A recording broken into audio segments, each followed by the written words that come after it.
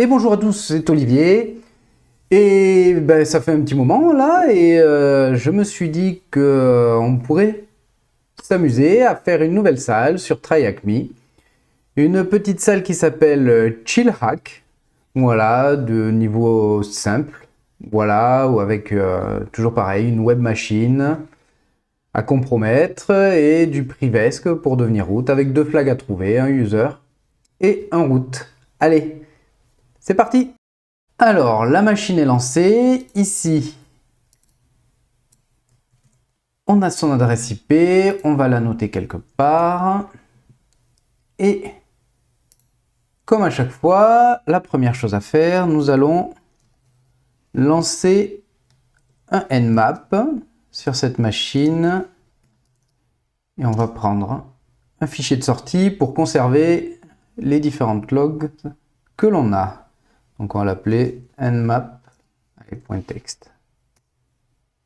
Voilà, ça a été plutôt rapide. Nous voyons donc que nous avons un port 21, un port 22 et un port 80. Nous allons noter ça pour plus tard. Un port 21, un port 22 et un port 80. Alors, nous voyons que le port 21, donc c'est du FTP. Tac, tac, tac, connected, anonymous, allowed. Donc nous allons essayer dessus. FTP, nous allons prendre l'adresse IP. Anonymous. Et on arrive à se loguer dessus. Donc qu'y a-t-il dessus? Une note que l'on va récupérer. Voilà, et donc il y a quoi dedans? Donc une petite phrase qui nous dit que Anurod nous a dit qu'il y avait du filtre sur les chaînes de caractères concernant les commandes que l'on entre. Ça ne dit rien en ce moment, mais on verra plus tard que ça a son utilité. Donc qu'est-ce qu'on a vu? On a vu qu'on avait un port 80 aussi. Donc, voyons voir ce qu'il y a dessus.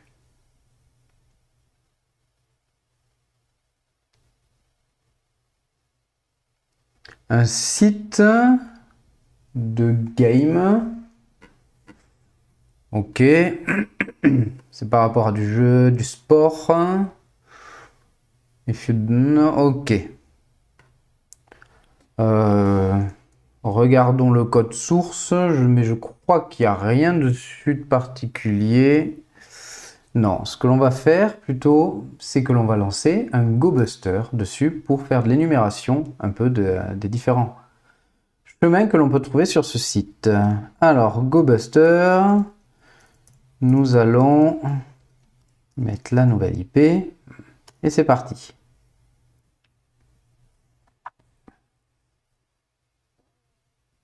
Un répertoire CSS, un répertoire font, l'index, les images, du JS. Secret. Un répertoire secret.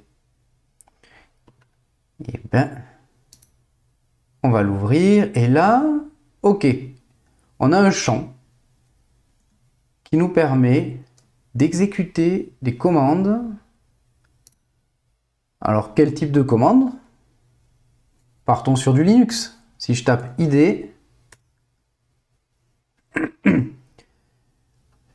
donc on obtient un résultat, qui est le résultat de la commande ID, et ça semblerait en fait que ce sont ces commandes qui sont exécutées directement sur le serveur.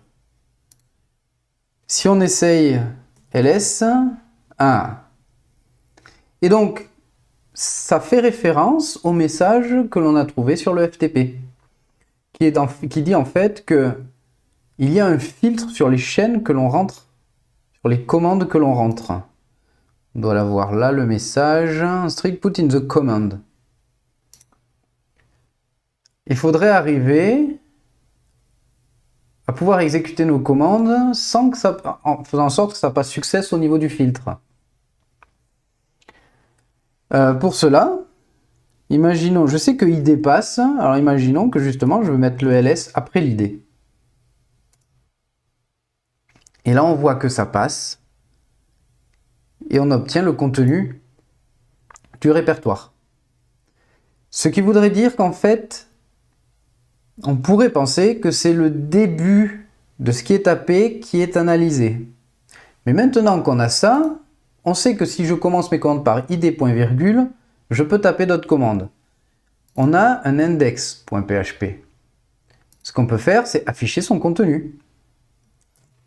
Je fais un cat de l'index.php. You are a hacker. Et donc, si je regarde le code source, ici on voit que j'ai le contenu de ce fichier. Et on voit en fait que sur sa commande que je tape, elle est découpée et ce sont des mots-clés qui sont cherchés. Comme on peut voir, ici on a le ls.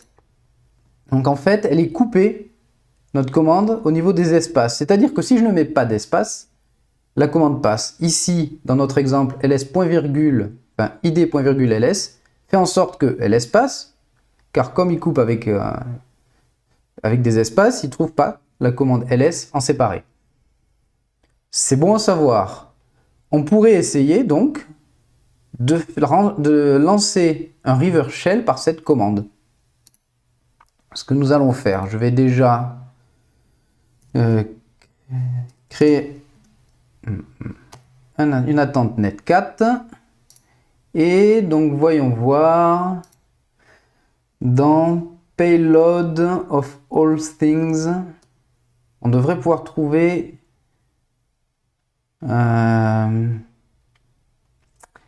du reverse. On l'a pas là-dedans.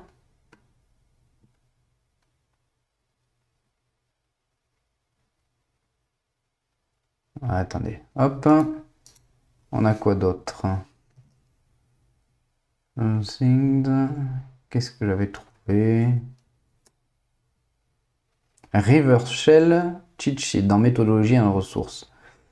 On sait, pardon, on sait que le site est écrit en PHP, donc que PHP est installé, donc à la limite on va prendre PHP.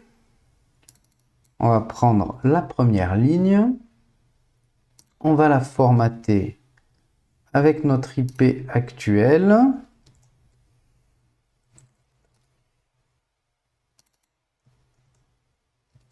Voilà. On avait dit 1, 2, 3, 4. Et on va la préfixer.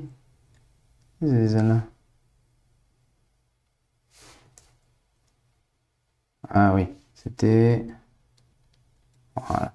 On va la préfixer par id, point virgule, parce que sinon le filtre va nous capter le mot-clé PHP, va nous l'interdire.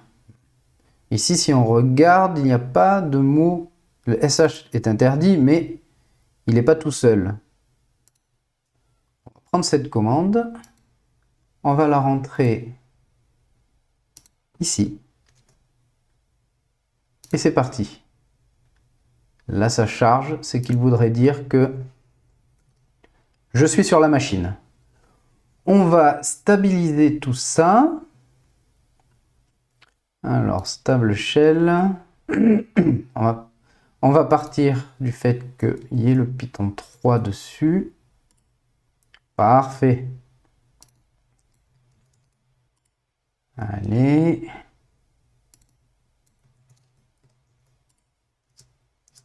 Voilà. Je crée mon petit alias. Et c'est bon, on est sur la machine. Allons voir ce qu'il y a dans Home. Trois utilisateurs. Je suis en tant que wdata, donc l'utilisateur Nurod, je vais ne pas pouvoir y accéder, comme on peut voir ici. Auric, non. Par contre, je pense que je peux accéder à part.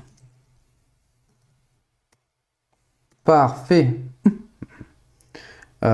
Si, chose intéressante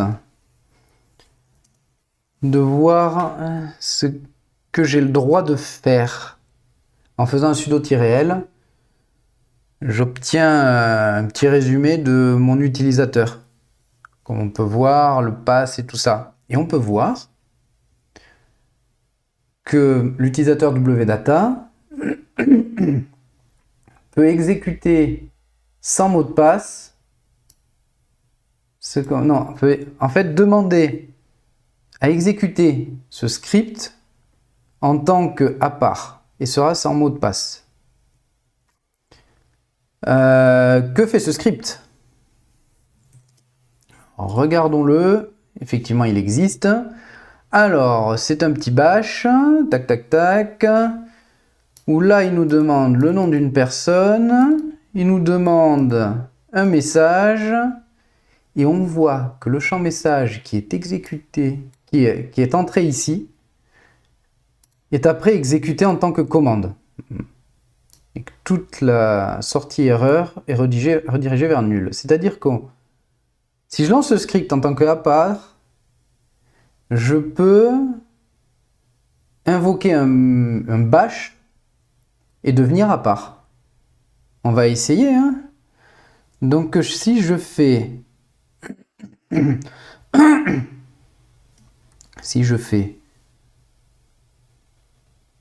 su sudo-user à part et que j'exécute ça, il se lance. Donc le nom de la personne, on s'en fiche. Et ici, par exemple, je prends un bash. Il n'y a rien. ID. C'est bon. Maintenant, je suis devenu à part. On va le stabiliser. Voilà. Et donc là, c'est bon, je suis à part. Et dans son home, on voit qu'il y a un local.txt. Si je fais local.txt, on a le flag.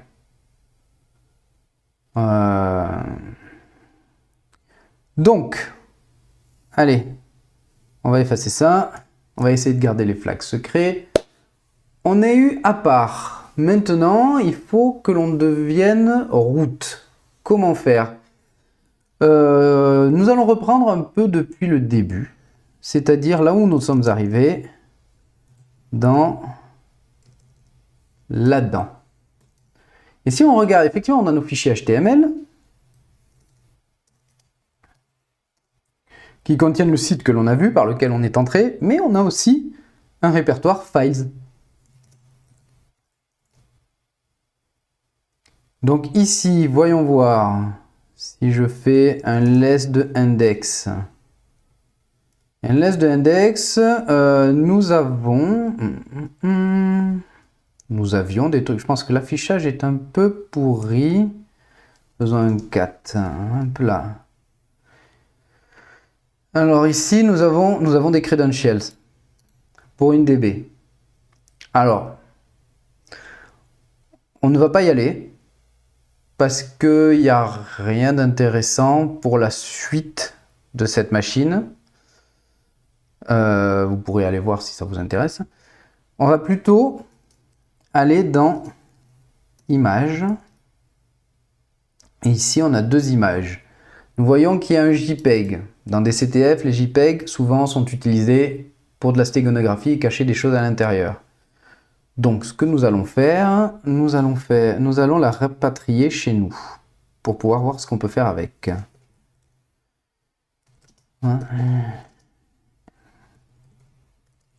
On va créer un petit serveur.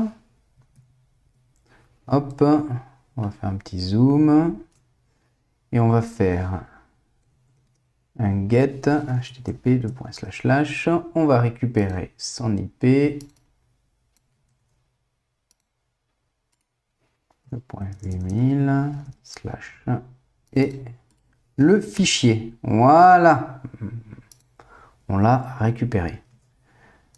Alors, on pourrait regarder ce qu'est ce fichier. Ouais. C'est plutôt parlant, hein. Je pense que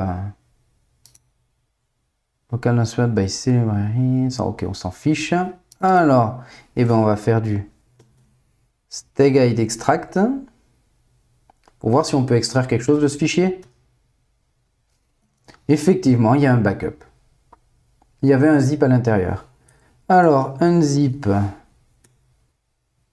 ça demande un mot de passe, et à l'intérieur, il y a un source code.php. Intéressant. Donc, ce qu'il va falloir, c'est qu'on craque le zip. Pour cela, on a un petit truc qui s'appelle zip to John. On va utiliser John the Ripper. Voilà, qui va nous permettre, en fait, de craquer le mot de passe. Et ensuite, un petit John.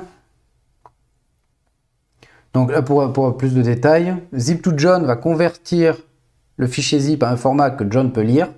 Et après, avec John, on lui passe la word list et justement ce que l'on vient de générer pour essayer de craquer le mot de passe. Donc, comme on peut voir, ça a été rapide. Passe un word, mot de passe. Donc si j'essaye d'unzipper ça en utilisant le mot de passe, ça a marché.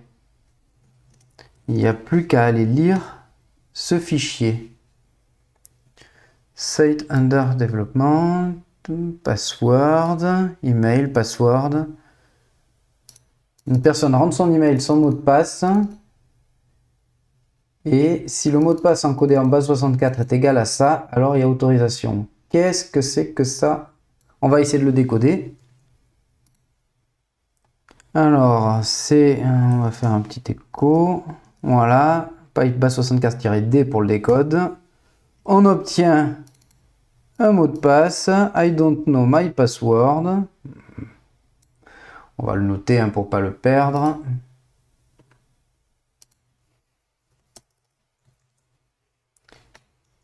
Le garder en mémoire.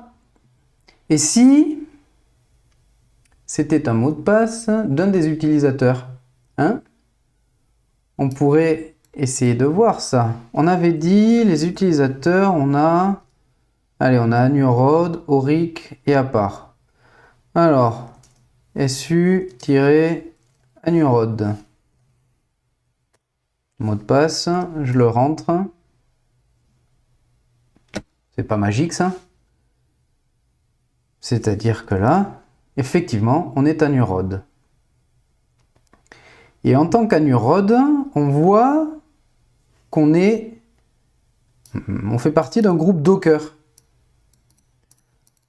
Docker permet de faire de l'escalation de privilèges, du privesc, grâce à les commandes. Ce que nous allons voir ça sur GTFO bin. Si je tape Docker, voilà. It can be used to break data because you want to be privileged enough to run Docker. Being in the Docker group. Any other Docker, tac tac tac. Donc marche avec une Debian, marche avec une image Alpine. Donc c'est-à-dire que si on a une image Docker Alpine sur la machine, on va pouvoir devenir root. Pour savoir ça, Docker image.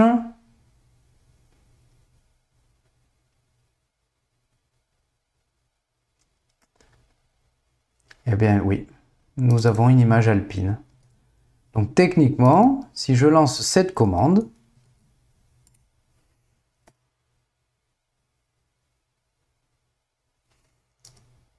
ben je suis root. Ça y est. C'est-à-dire que je peux accéder au répertoire root et avoir